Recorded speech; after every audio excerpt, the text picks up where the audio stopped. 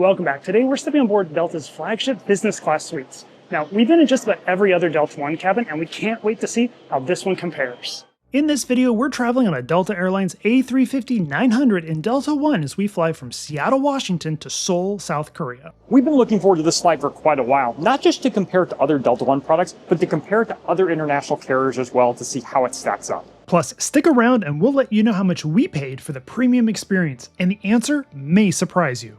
Join us as we explore the full Delta One experience, including the private check-in, the exclusive Delta One lounge, and the full onboard experience on this 11-hour flight to Asia.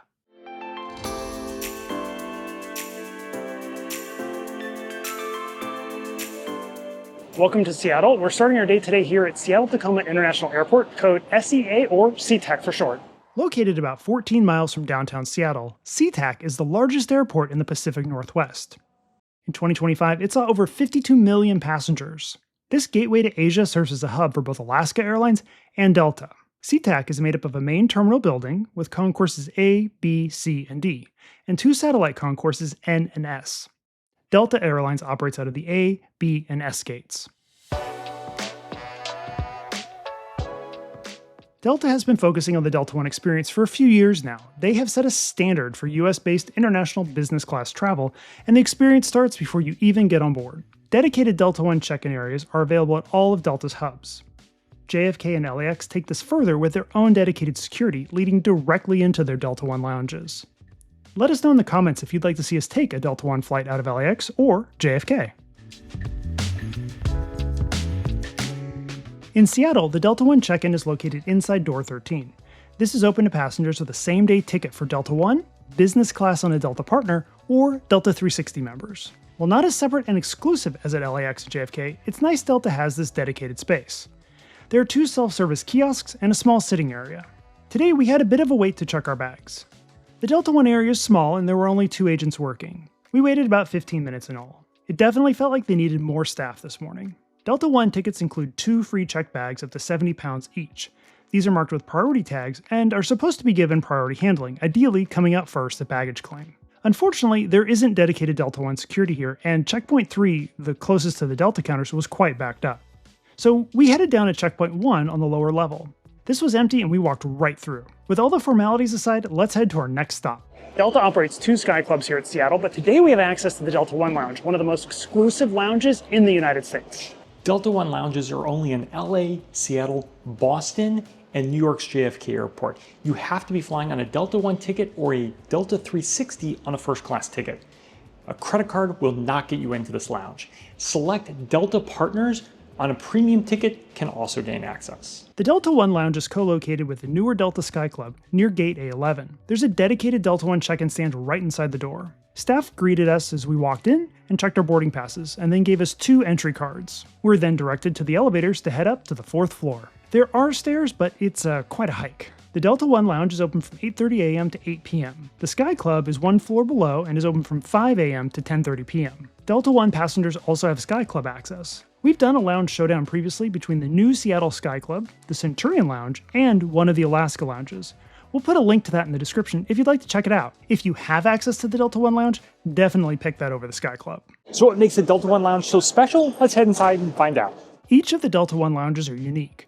In Seattle, the vibe is an upscale restaurant. Sitting above the Sky Club with an open atrium, this lounge has seating for 221 guests. The focus here is on food and beverage, so all seats are set up for dining. There are no lounging or nap areas, but you will have full access to the amenities like showers, which are in the Sky Club. You can reserve these using self-service kiosks, but plan ahead, there's only 2. The lounge is split up into an indoor dining room and an outdoor terrace, which is fully covered. The terrace has great views of the surrounding neighborhoods and the Delta maintenance hangar. So if the weather's nice, there's a really nice outdoor patio with plenty of seating, and it's nice to get some fresh air while you're at the airport. Let's talk about the food, which is the star attraction here. If you just want a quick bite, there's a small buffet of well-plated dishes near the bar. These use high-end ingredients like crab, lobster, and fresh local cherries. As soon as you grab a table, someone will come by with a menu with the a la carte items, which, just like a restaurant, are served at your seat. These are restaurant-quality dishes, and all food is included. The menu also has a lengthy beverage selection with complimentary coffee, espresso drinks, teas, juices, mocktails, custom cocktails, wines, etc. The included spirits are things like Bombay Sapphire, Grey Goose, Patron, Whistle Pig 10-year, and Suntory whiskey. If you want to splurge, you can also order premium alcohol at an additional cost, and you can use SkyMiles to pay if you'd like. We're here in the morning, so we started off with some local coffee from Umbria. Ryan ordered a bowl of shoyu ramen and grabbed some crab deviled eggs from the buffet. I had what might just be the best French toast I've ever eaten. It was a cornflake maple French toast with coconut syrup and fresh berries. This was decadent, but it was absolutely delicious. It's very good. The menu ships over to lunch at about 11 a.m., and while we're not exactly starving at this point, we had to try a few more items.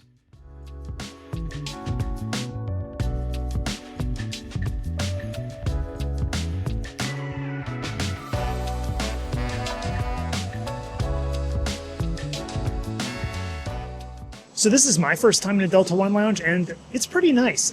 The setup like a restaurant's a little different, and I wasn't sure how I'd feel about it. But, it's comfortable, the chairs are comfortable, and the food is good. The service is great. Fortunately, we picked a beautiful day to be enjoying the outdoor area here at the Delta One Lounge in Seattle. And on a clear day, you can actually see Mount Rainier in the distance. It's a little hazy today. So one observation about being in this Delta One Lounge, the service is excellent. There are a lot of staff, and they come to your table, they wait on you. Every person who comes by who works here will ask how you're doing. They want to make sure you're having a good time. Fantastic service. The Delta One Lounge has its own Wi-Fi separate from the Sky Club, and the speeds were good. So one of the nice things about the Delta One Lounge, if you're used to the Sky Clubs, is it's quiet in here. There's lots of empty tables. I'm sure it gets busy at certain times, but it doesn't feel like you're in a really busy airline lounge, which is nice before a long flight. I really like this outdoor space. We tend to kind of look for these at other lounges, and there aren't that many. This is the only one I've ever seen where it's empty. That was a great way to start today's journey, but now it's time to go catch our plane. We're departing out of the S Concourse today, so after a short walk and a train ride, we're ready to board. Our 11-hour and 45-minute flight today takes us 5,200 miles from Seattle, Washington to Seoul, South Korea on board an Airbus A350-900 in Delta One. Delta One boards just after pre-boarding in Zone 1.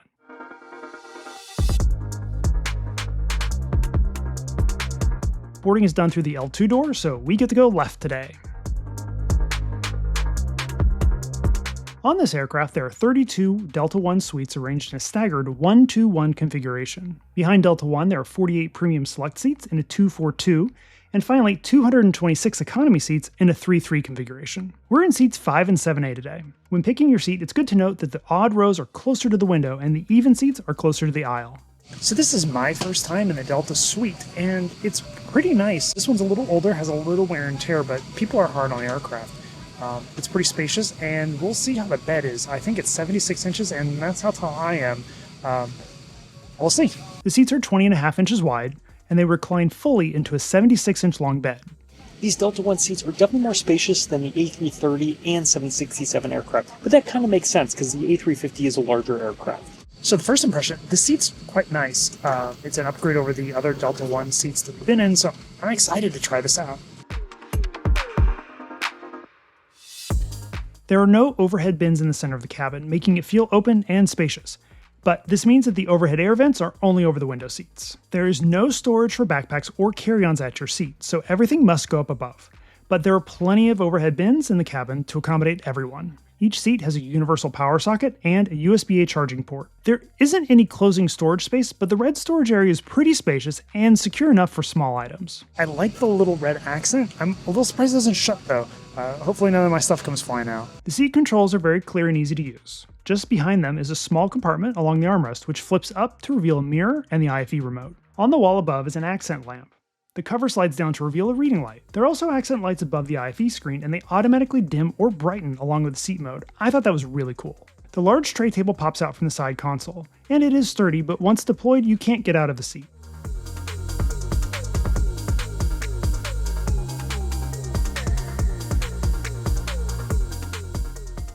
On boarding, each seat has a bedding kit, noise-canceling headphones, a bottle of water, and an amenity kit. We'll dive into all of these a little later in the flight. Our paper menus are also at the seats, but we'll get to the food in just a bit. The cabin crew handling Delta One today have already come by to introduce themselves, brought me some sparkling wine. They seem super friendly. We'll see how it is after 11 hours. By the way, did you know Delta pilots often have trading cards for their aircraft available upon request? Ryan popped into the cockpit before today's departure to pick up an A350 card. Thanks to the crew for letting us visit.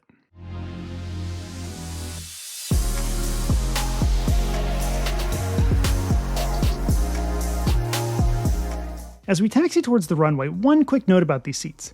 They do feature shoulder belts in addition to seat belts. These are only required for taxi, takeoff, and landing.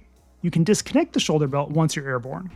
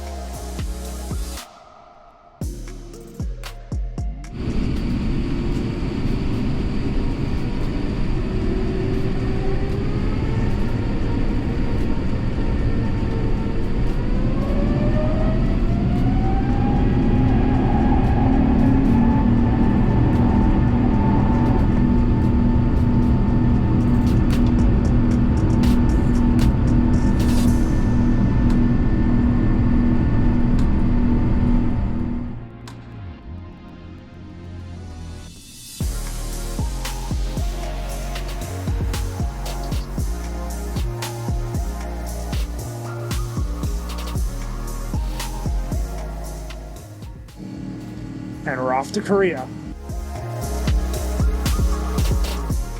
As we reach our cruising altitude, let's check out the IFE. Each Delta One seat is equipped with an 18-inch touchscreen display and a remote control. The screen is bright and very responsive. The IFE system features hundreds of movies and TV episodes. You'll also find music and a flight tracker. This version does not have Delta Sync, the feature where you can log in and save movies and TV shows to your profile. And it does not have Bluetooth. The newer A350s do have Bluetooth. The noise-canceling headphones are provided and they work decently well, although we typically prefer to use our AirPods.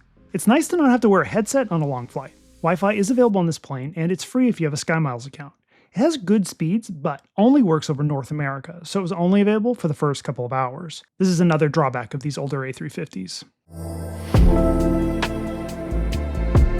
Once we were in the air, service began with warm towels and cloth placemats. The friendly cabin crew then served drinks with a side of mixed nuts. We both started with a glass of the Bordeaux red wine.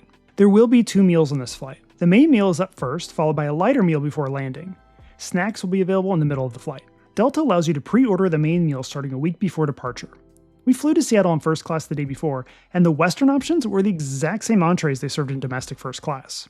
I'm not sure if Delta thinks that their domestic first class meals are that good, or they're just cutting costs, but thankfully there's a special route-specific option we couldn't pass up on this Korean flight. Everything is served on a single tray. They consider this to be coursed delivery, which, well, I beg to differ. The appetizers include seared tuna with a caper and onion sauce, kombu and soybean soup with bean sprouts and Anaheim peppers, and banchan or small bites, which were spinach and sesame sauce, sweet and sour mushrooms, and kimchi. The entree is a sweet soy braised beef short rib, and this is served with poached daikon, shimeji mushrooms, bell peppers, sweet potatoes, and rice. The plating and presentation for this meal was good, and we both appreciated the metal chopsticks.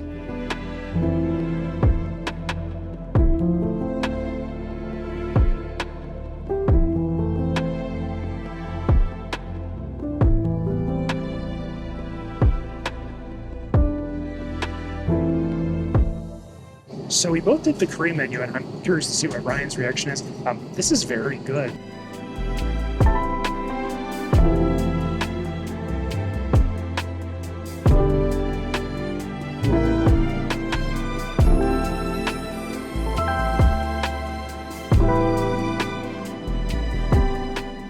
The banchan were fantastic. I thought the short rib was pretty good, but I could have used more sauce. But it was tender.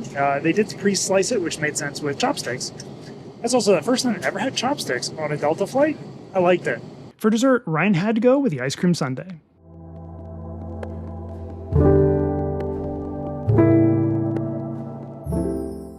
I went with the Black Forest cake, and this was surprisingly light, and the maraschino cherries were great. There's also a fruit and cheese plate, but we both skipped it. This was a big meal. Now that we're stuffed, let's check out the amenity kit.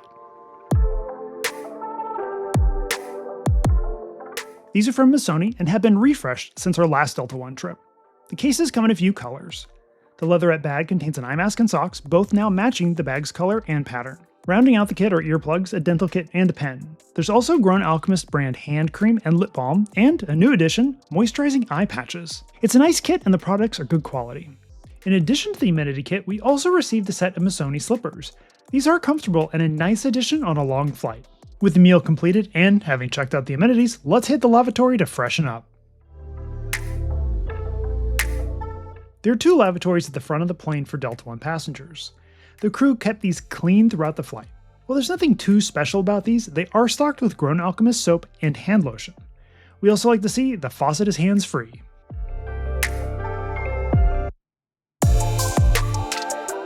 So we took off at 1 p.m. and landed at 4 p.m.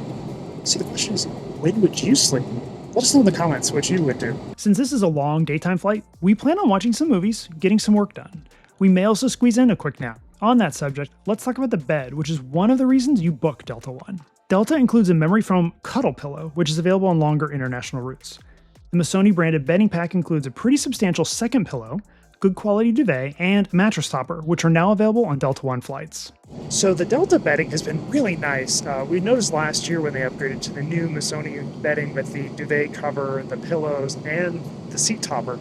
The seat topper really makes a big difference, and it's nice to see that on a long-haul flight like this. There's also 2 pillows, including a pretty nice cotton normal one, and then this little dense memory foam one. You'll find the seat controls in the side console, and there are a few presets for upright, lounging, or fully flat. You can also control specific areas individually. There's a second control pad more easily accessible when laying down. So having flown a lot of Delta One on all of their other aircraft, I can say this is the most comfortable bed. It's probably the most shoulder room. Of course, the A350 is a wider aircraft. The footwell is a pretty good size, and I have plenty of room. My feet don't touch the end. I'm 6 foot for reference. So I was a little concerned because this bed is only 76 inches long, and that's how tall I am, but this is actually plenty of room. The only downside, I'd say, is the shoulder room here is a little confined. One of the features we haven't discussed, this suite has a closing door. This is one of the first airplane cabins to have a closing door in business class. In fact, Delta actually announced these closed-door suites before Qatar launched Qsuites. With a closing door, it's a very private space. The doors get unlocked after the meal service, but important to note they don't quite close entirely. They have a small gap at the leading edge. What do you think about doors in business class? Are they a must-have feature or just a novelty? Let us know in the comments. This cabin is the nicest Delta One product we've seen. Delta's newer A350-900s have a slightly updated version of the suite and an expanded Delta One cabin with more seats. There's a newer version of Delta One coming soon for the A350-1000s. These new suites include a number of upgrades like a 3-inch longer bed and a return to the reverse herringbone layout. We can't wait for these new interiors to enter the market. Service can make a good flight great. The crew on today's flight were fantastic.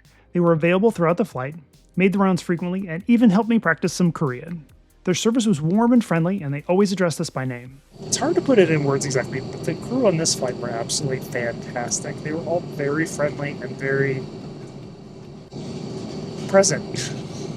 We do have one gripe, but this is about Delta and not the crew. Even though this flight left midday, the main meal service still served the starters and mains at once. It would have been nice to see the meal coursed out for those not trying to go to sleep immediately. We understand this express service on European-bound red-eye flights, but on an 11-hour daytime flight, what's the rush? The crew saw Ryan was working on this flight and frequently stopped by to top off his drink. Why do I have more wine? Because the flight attendant wanted me to drink more wine. And I said yes. The crew brought a snack basket through the cabin about 4 hours into the flight, but it was set out in the galley the entire time. This included fruit, chips, nuts, and even ramen. One of the staples of Delta One is the mid-flight chocolate chip cookie, and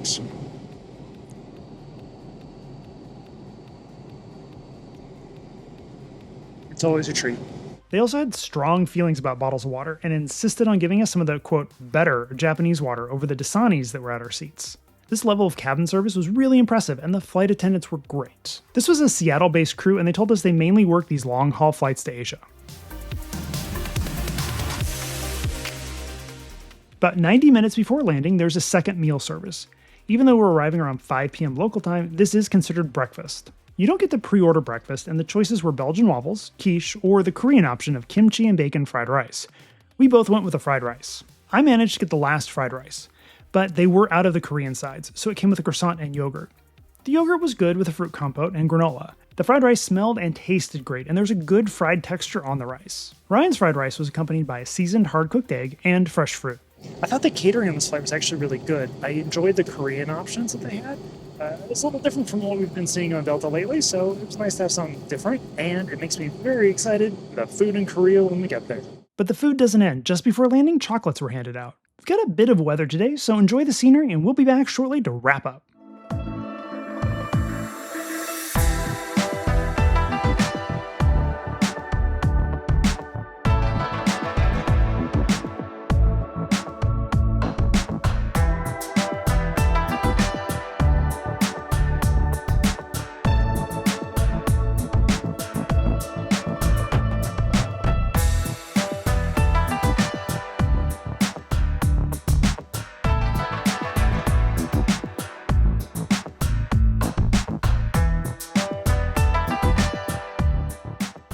So that's the full experience in the Delta One suite on the A350-900. We both thought the seat and bed were very comfortable, even if the shoulder room was a bit narrow. The seat has some thoughtful features and was a comfortable place to be for an 11-hour flight. In our opinion, this is the best Delta One seat in their fleet, and we're excited to see the next generation. The bedding and service were excellent. The food was good, but not as elevated as some other international business class products such as Qatar or Singapore. Time flew by, partly due to the amazing crew. So how much did this cost? Well, we used Delta Sky Miles for these tickets. Our one-way tickets were 110,500 miles each, and $5.60 in taxes. This included a 15% discount from our Sky Miles Reserve American Express credit card. In cash, these tickets were about $3,800. We realize that may sound like a lot of miles, but for Sky Miles, we felt this was good value. If you're trying to find similar deals, try and be flexible with your dates and airports. Also, keep an eye out for mileage sales. We picked Korea after seeing the Delta One deals Delta was offering out of Seattle. The Delta One suite on the A350 is aging gracefully. It's not the latest seat, but with a plush bedding, decent food, and friendly, attentive service, it remains a competitive option for crossing the Pacific. And for 110,000 miles, we'd call that a bargain. If you've flown on Delta's A350 and Delta One, let us know in the comments what you think of this cabin. Also, if you're enjoying our content, consider checking out our memberships here on YouTube or over on Patreon, where we share exclusive posts and videos that aren't published on the main channel. These are both great ways you can help support the channel.